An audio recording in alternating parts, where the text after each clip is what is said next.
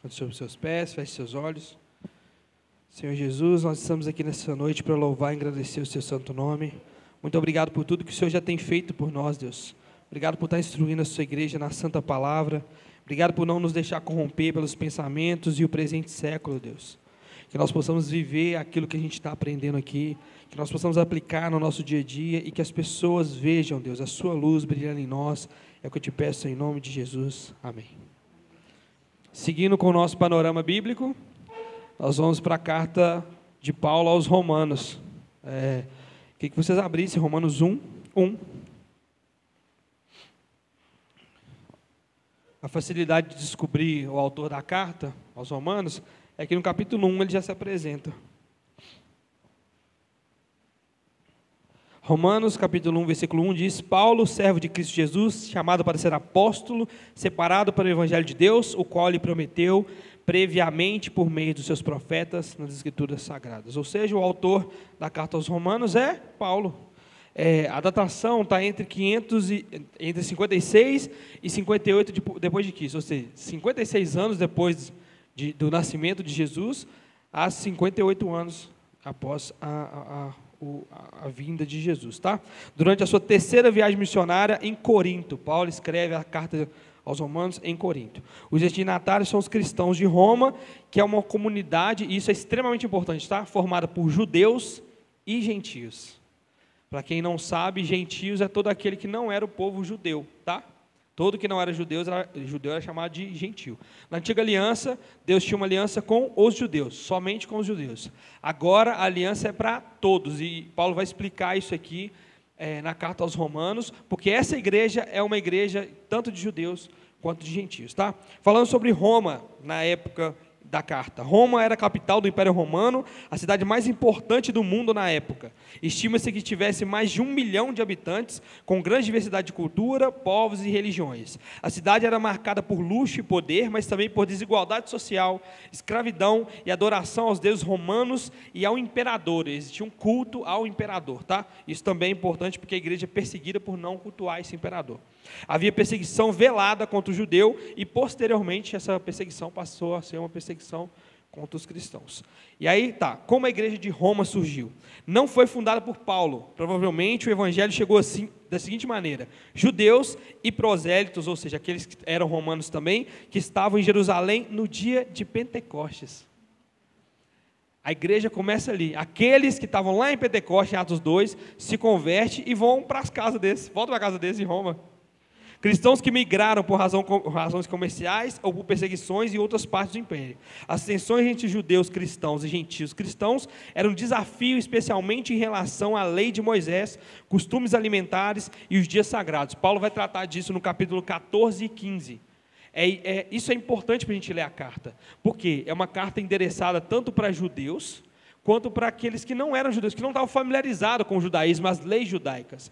E como era uma igreja dividida assim, existia aquele problema, né? Nós seguimos a lei de Moisés, ou nós não seguimos nada? O que é a lei de Moisés, que os gentios não faziam ideia, e por que não servir a lei de Moisés, que era o que os judeus se questionavam, tá?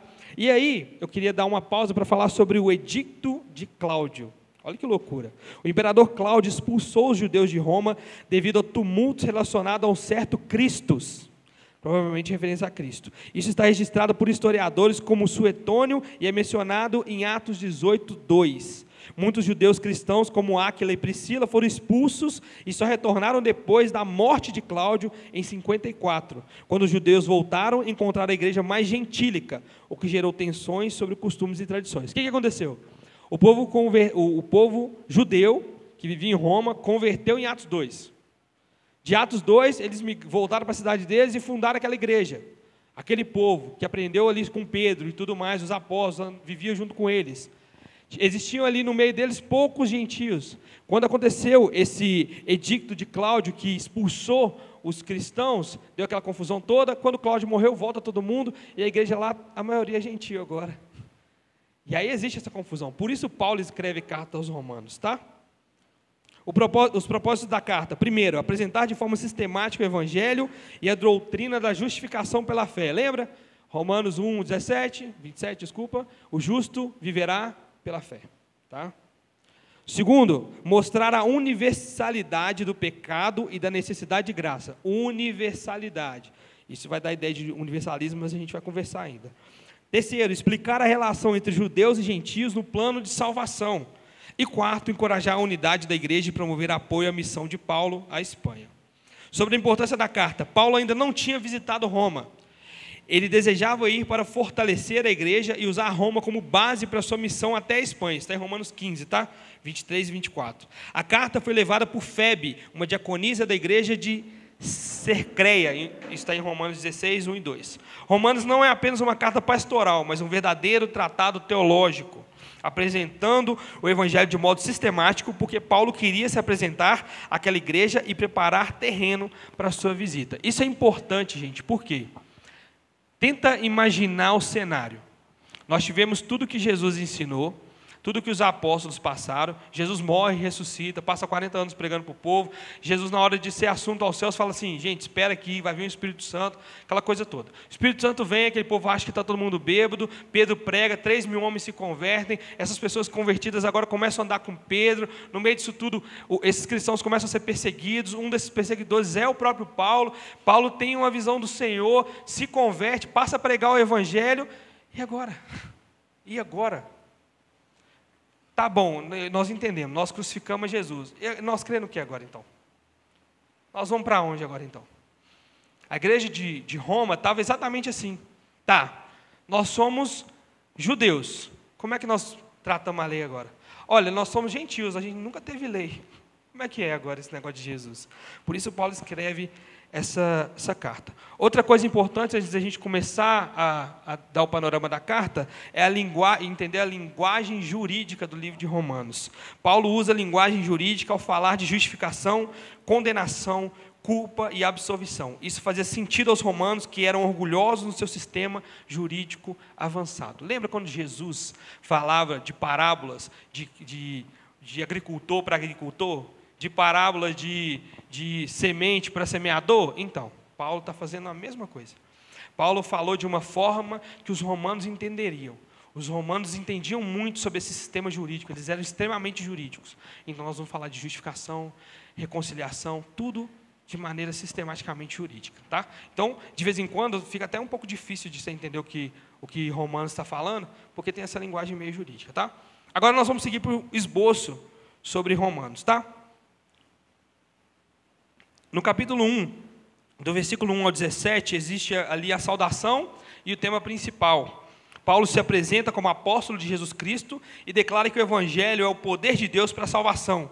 E destaca a justiça de Deus revelada pela fé e para a fé. Ou seja, o justo viverá pela fé.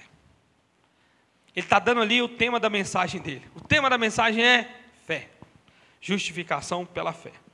Do versículo 18... Porque, desculpa, gente, eu preciso explicar isso antes. Nós estamos falando de uma carta. Falando de uma carta, a carta não foi endereçada com capítulo e versículo. Não foi. O capítulos e versículos, foi falado em séries anteriores, são usados por nós para facilitar encontrar as passagens.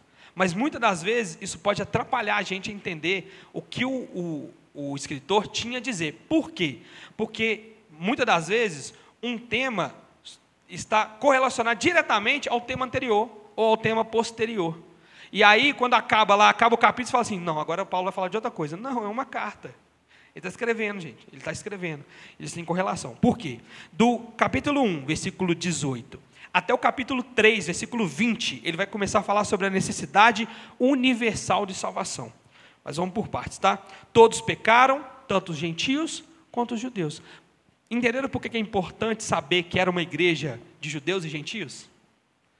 Eu vou falar um pouco mais para frente sobre a ideia de todos, mas ele precisa primeiro enfatizar o pecado tanto dos judeus quanto dos gentios, porque existia essa briga.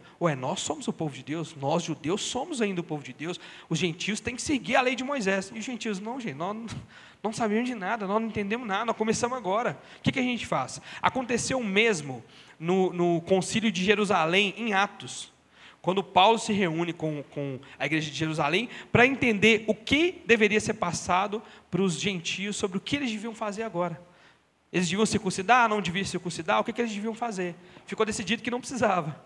Mas existia essa tensão, porque até Atos 2, lá, até a descida do Espírito Santo, até a ideia do véu se rasgar, que nós falamos na série passada, sobre vir um véu sobre Pedro, aquele tanto de animal, mata e come, até aquilo ali, só tinha um povo, o povo judeu. Pronto, é isso. Nós estamos debaixo da lei de judeus, nós estamos vivendo aqui como judeus, está tudo bem. Agora existe outro povo. O povo gentil agora também recebeu salvação. Então é natural ter essa confusão. E Paulo agora no capítulo 1, 18 até o 3, 20, ele vai falar sobre a necessidade universal da salvação. Do capítulo 1, do 18 ao 32, os gentios são culpados. Eles rejeitaram a revelação natural de Deus e entregaram-se à idolatria e à imoralidade. É um capítulo que fala sobre toda essa imoralidade que o povo de Deus se sujeitou, mas que a gente usa esse capítulo só para falar sobre a homossexualidade. Tem muito mais coisa ali, tá? Do capítulo 2, 1 até o 29, os judeus são culpados. Mesmo tendo a lei, não a obedeceram, e a verdadeira circuncisão é a do coração. É isso que Paulo falou. Paulo começa falando sobre a iniquidade dos gentios, ou seja, daqueles que não tinham a Deus. Depois ele vai falar assim, você, judeu, também pecou. Tendo a lei, você também desobedeceu ela. Você se preocupou mais com a circuncisão, quando na verdade a circuncisão verdadeira é a do coração. Tá? Capítulo 3, versículo 1 ao 20. Todos pecaram. Eu queria que vocês abrissem o capítulo 3, versículo 10.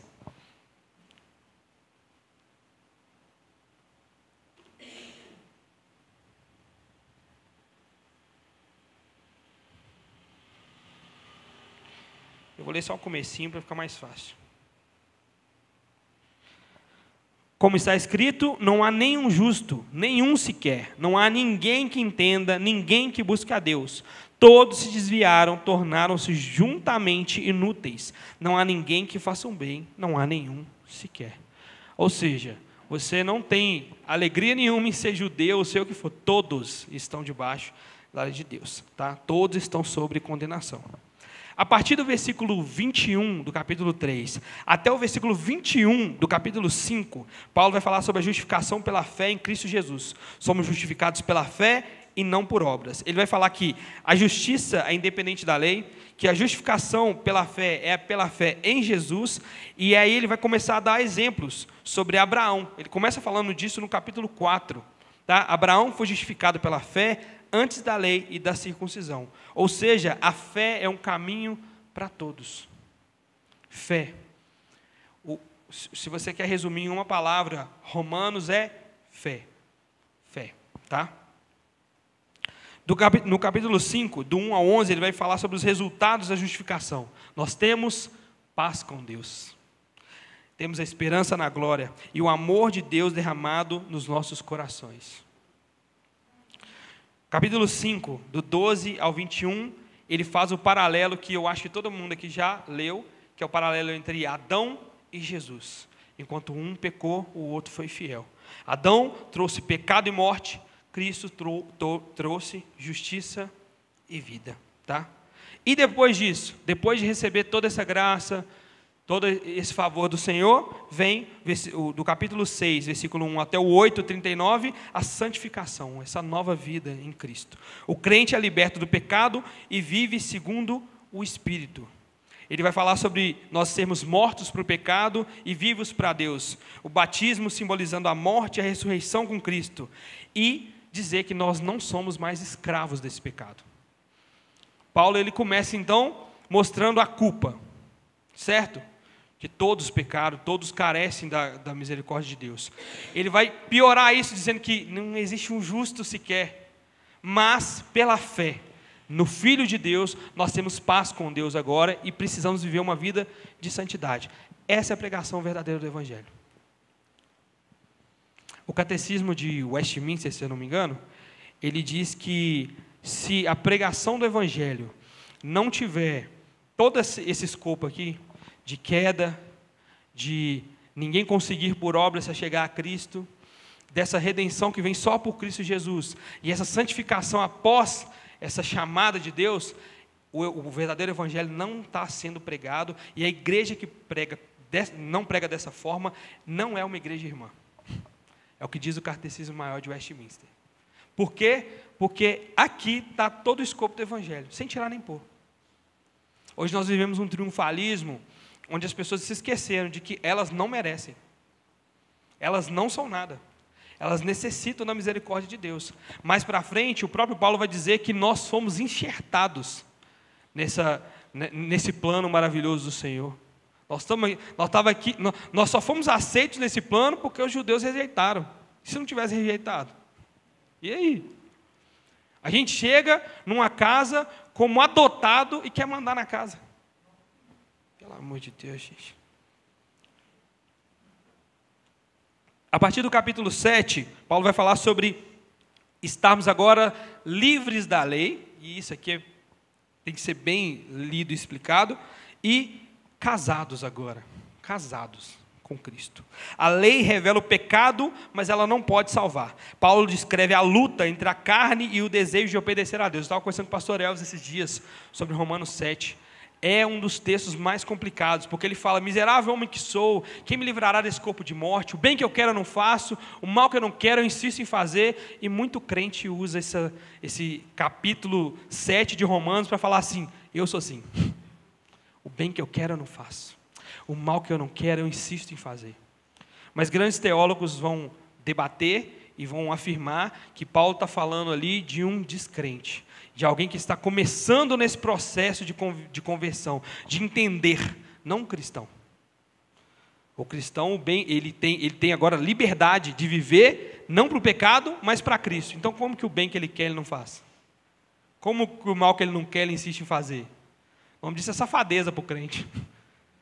Mas quando você está descobrindo ali a graça, quando Jesus te alcança, você percebe a sua pecaminosidade, você começa a entender: cara, eu só fiz o mal. Eu só fiz o que não prestava. Eu achava que eu estava buscando a Deus. Eu achava que eu estava fazendo as coisas.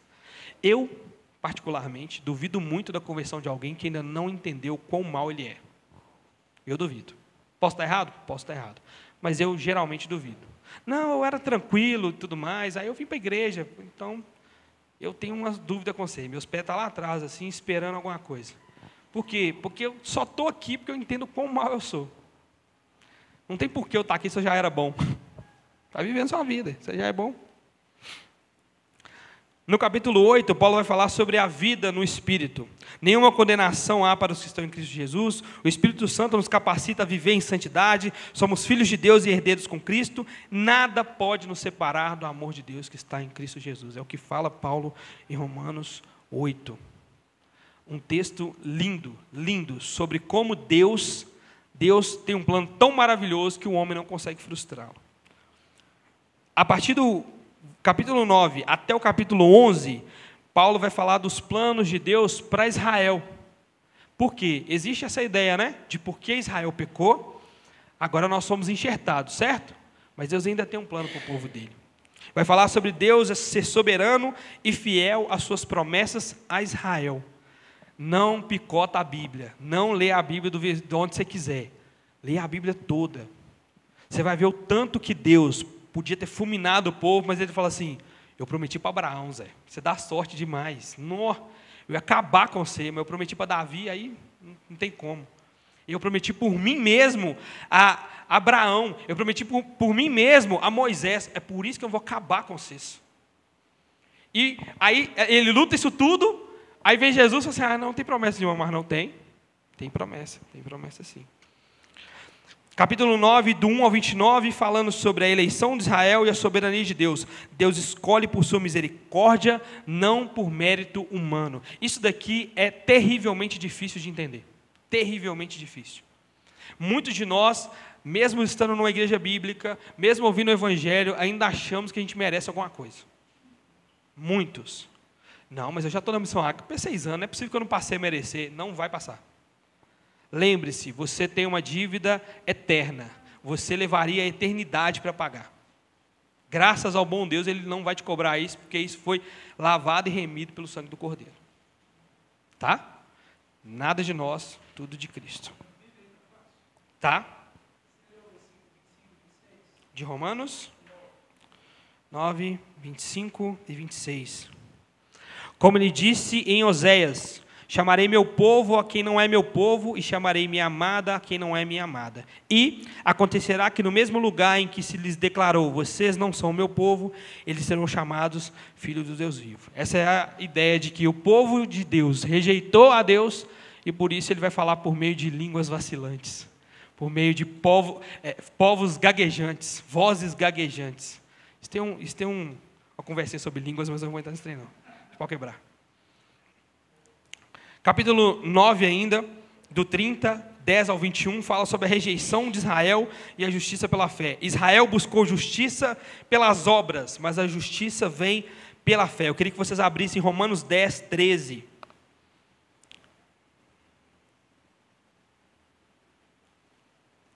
E aí nós vamos começar a conversar sobre o todo.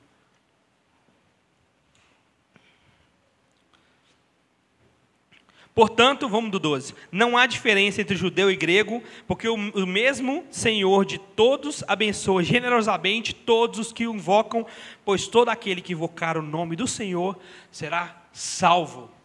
Salvo. Todo aquele, ou seja, não só Israel mais, mas todo aquele que invocar o nome do Senhor será salvo.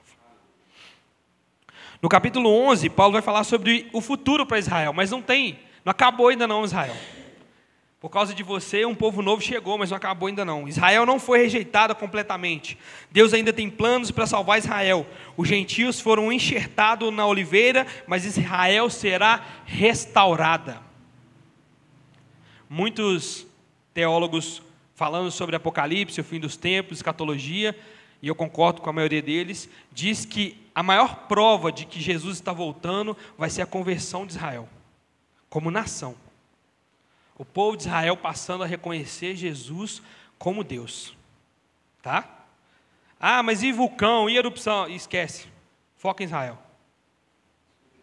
Claro.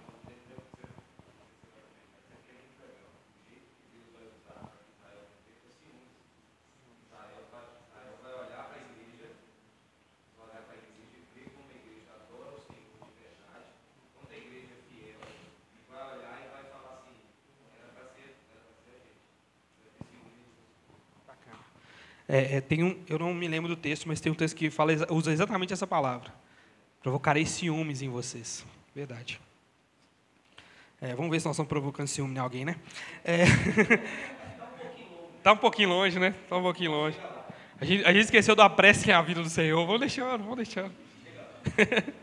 Capítulo 12 ao 15, a vida cristã na prática, como viver em resposta à graça de Deus. 12 começa falando sobre a vida como sacrifício vivo. Vocês entenderam o plano de salvação em Romanos? Começando demonstrando que ninguém foi aprovado. Nem aqueles que tinham a lei, nem aqueles que não tinham lei nenhuma. Ninguém. Não existe um justo sequer. Mostrando que nenhum de nós queria a Deus. Vocês não queriam a mim. Ele mostra o plano redentivo de Jesus, mostra a salvação por meio da fé e agora mostra o caminho para se seguir após essa salvação, não para conseguir ela. Entenderam a diferença? Muitos vão dizer que esse caminho de santidade é um caminho para se alcançar a salvação, mas é mentira. A ideia no próprio livro de Romanos é que você recebeu salvação de graça pela fé e em resposta a isso, você vive em santidade. O livro de Romanos é a pedra no sapato dos católicos apostólicos romanos. Capítulo 12, versículo 1 e 2, renovação da mente, não se conformar com o mundo. Vocês já leram isso em vários cultos de jovens, a gente já está sabendo já. Versículo 3 ao 8, o serviço da igreja, o uso dos dons espirituais. Está surgindo por aí uma galera que está dizendo que não precisa ir na igreja, não está lendo Bíblia. É mandamento estar na igreja, mandamento. Porque você exerce os dons espirituais na comunidade da fé, não tem como exercer em outro lugar. Você vai ficar falando em língua no seu serviço, não, senão pode mais de doido. Do versículo 9, estudo no capítulo 12, tá?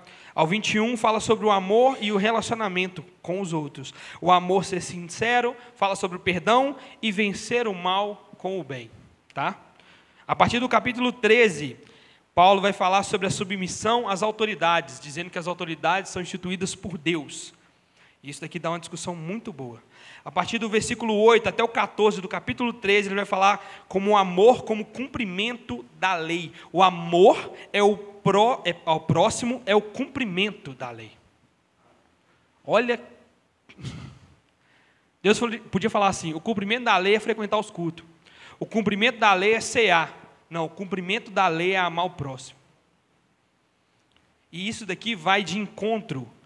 E aí você volta no que Jesus estava falando lá atrás, em Mateus 23. Ai de vocês, fariseus hipócritas. Vocês atravessam o mar para converter alguém, e quando convertem, o fazem 2 vezes mais merecedores do inferno. Ai de vocês, fariseus hipócritas, vocês atam fardos pesados que nem vocês conseguem carregar. Tudo isso se resume à falta de amor ao próximo. Eles seguiam a lei, mas não amavam o próximo, logo não seguiam a lei. Tá? Capítulo 14, do versículo 1 até o 15, versículo 13, fala sobre liberdade e a tolerância cristã, respeitar as diferenças sobre os alimentos e os dias sagrados e acolher uns aos outros em amor. Quando você lê Romanos, sem entender essa ligação de judeu e gentio, esse negócio de dia, você fica perdido. Não julguem quem guarda uns dias, não precisa guardar dia nenhum, fica tranquilo. E você fica, ué, mas de que ele está falando? Ele está falando para os judeus não encher o saco dos gentios sobre coisas que não são centrais à fé. Tá? Do versículo 15, do capítulo 15, versículo 14, até o 16, 27, que é o final, ele conclui e faz uma saudação. Ele fala sobre os propósitos da viagem de Paulo à Espanha, ele dá saudações a diversos irmãos, exortação contra as divisões, e ele faz uma doxologia final exaltando a Deus. Uma doxologia, para quem não sabe, é doxo, a junção de 2 palavras, glória e palavra. São palavras de exaltação ao Senhor, isso é uma doxologia. Tá? Paulo termina de maneira poética o livro de Romanos, rendendo graças a Deus. A maioria, muitas passagens do livro de Romanos tem esse tom poético, porque Roma era o centro da arte e cultura. Fazia sentido Paulo usar isso também. Tá? Sobre as doutrinas no livro de Romanos, as principais doutrinas no livro de Romanos. Primeiro, e o mais importante de tudo, a justificação pela fé. A salvação é um dom gratuito, não baseado nas obras, mas na fé de Jesus Cristo. Segundo, graça e misericórdia. Deus nos salva por graça e a sua misericórdia se estende a todos. Olha o todos aparecendo aí de novo.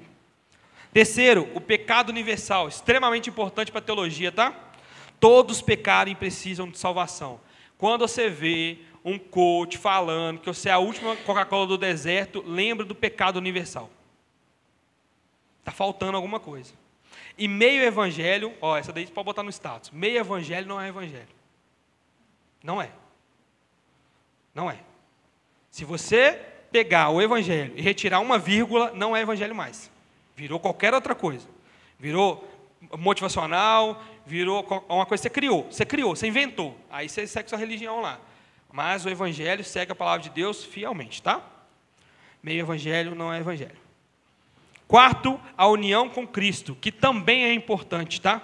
Nós fazemos parte de um corpo de Cristo. O crente morre para o pecado e vive para Deus. É a maior dificuldade dos dias de hoje.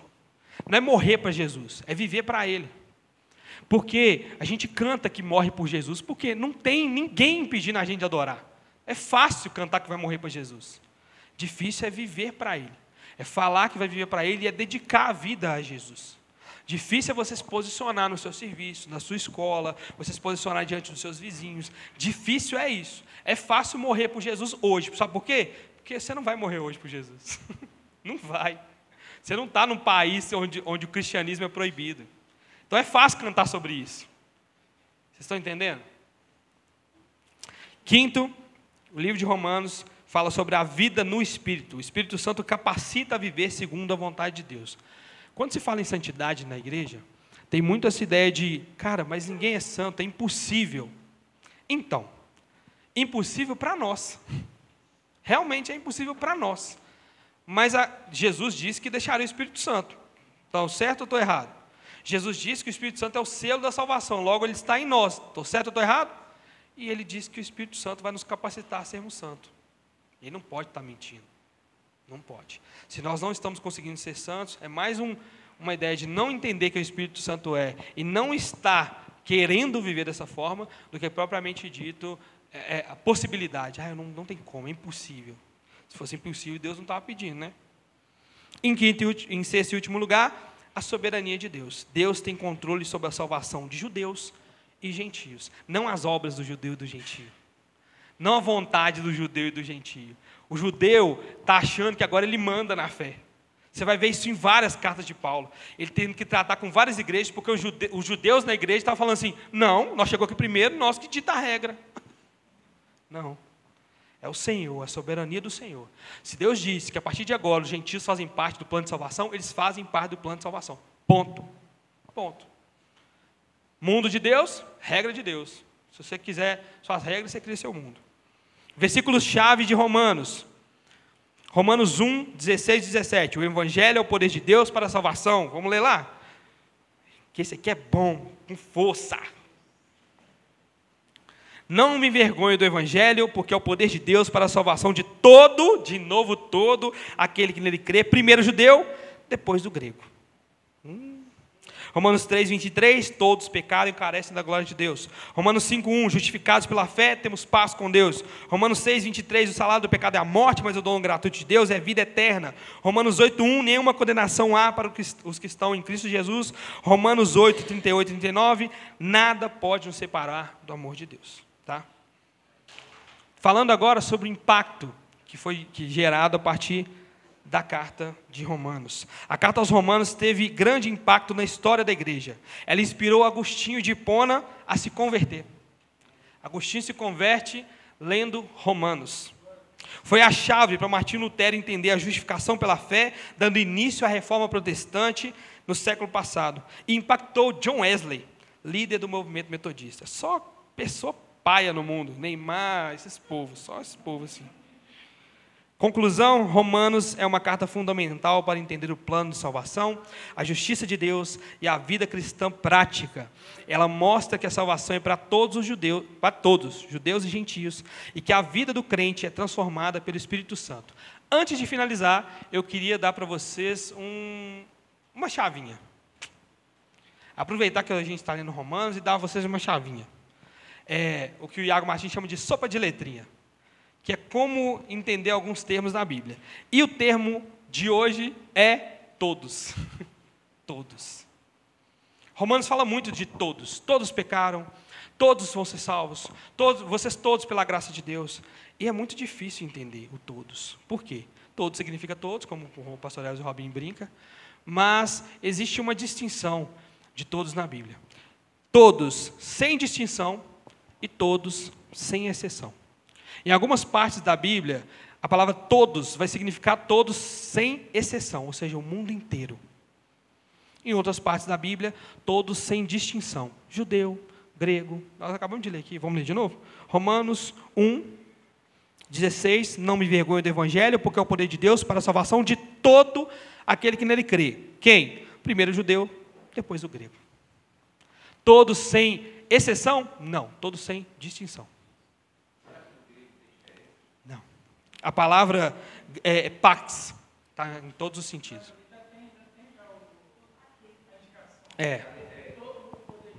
Ali é mais fácil.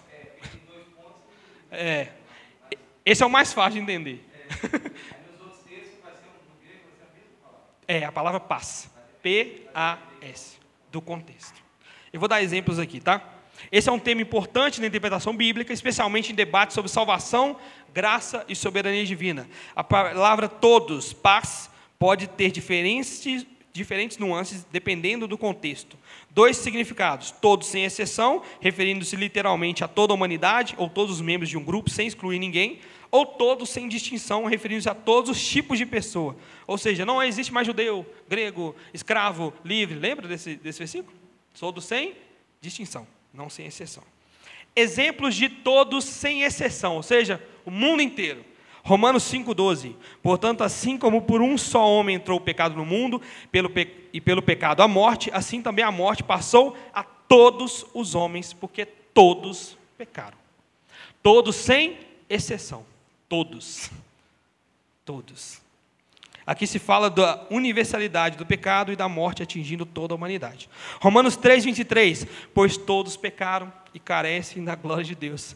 Paulo está mostrando que tanto o judeu quanto o gentio estão debaixo do pecado e raciocinando parte de toda essa distinção, judeu e gentio, mas o resultado é todos sem exceção. Aqui é engraçado. Paulo está falando para judeu e gentio. Ele está falando todos sem exceção, todos sem distinção. Tanto judeu quanto gentio. Mas também engloba todos sem distinção nenhuma. É todo mundo. Todos sem exceção, que vira todos sem distinção. Complicadinho, eu estou falando, é sopa de letrinha.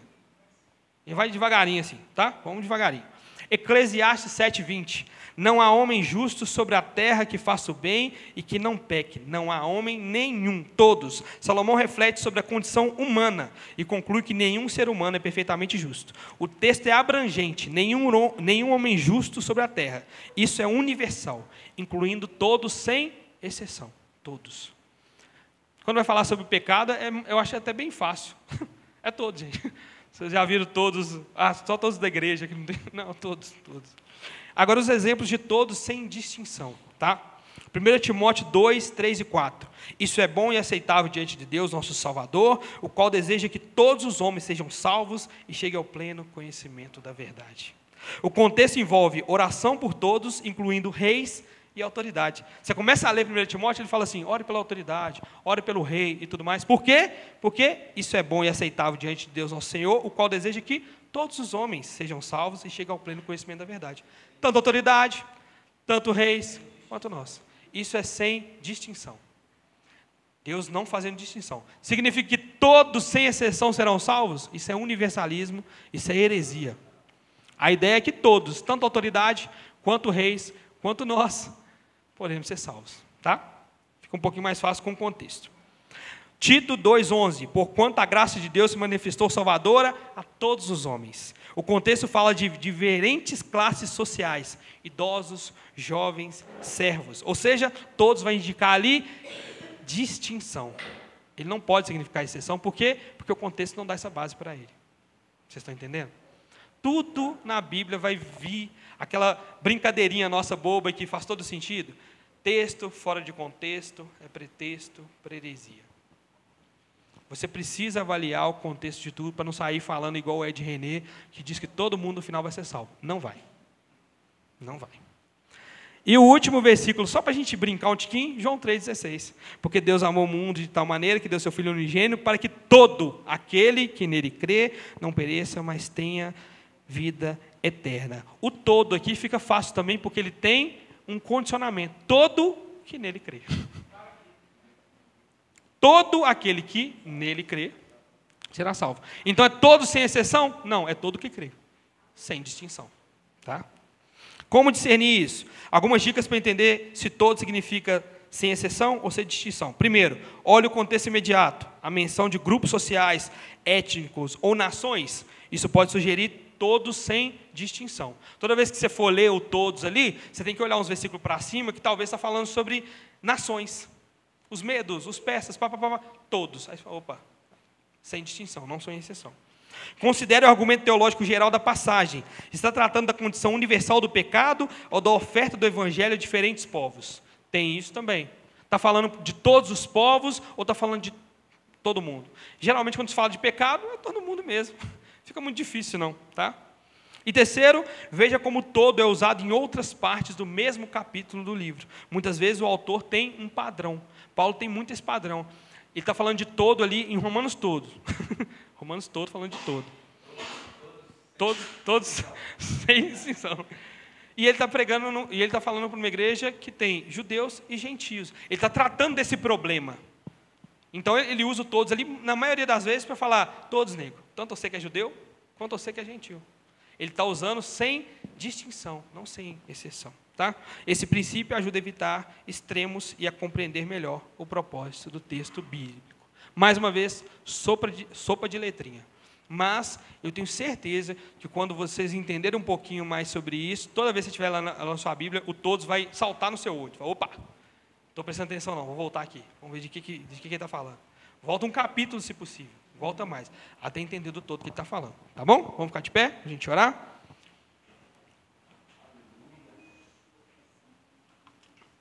Semana que vem, se Deus permitir, nós vamos falar da primeira carta aos Coríntios. E já se preparem, porque Coríntios tem 3 cartas. 1 aos Coríntios, 2 aos Coríntios, 3 aos Coríntios. A sua Bíblia não tem 3, né? Uma delas sumiu. Seria 2 Coríntios, sumiu. Nós não temos ideia. E se ela aparecer hoje, seria uma confusão. Mas eu vou falar disso, tá? Só para vocês ficarem um pouquinho... será mesmo? Feche seus olhos, vamos orar. Senhor Deus e Pai, nós estamos aqui para agradecer ao Senhor por mais uma noite de aprendizado, Deus. Obrigado por estar ajudando cada um de nós a amar mais a sua palavra, a venerar mais o Senhor de acordo com o que o Senhor é. Não com os nossos pensamentos, os nossos sentimentos sobre quem é a pessoa de Jesus, mas com a palavra santa e pura, que vai nos levar à verdade, Deus. Que nenhum homem, que nenhum anjo, que nenhuma potestade nos tire essa vontade, esse desejo de buscar o Senhor na sua palavra, Deus. E que o Senhor possa continuar nos abençoando para viver verdadeiramente o seu verdadeiro evangelho. É o que eu te peço em nome de Jesus. Amém. Café.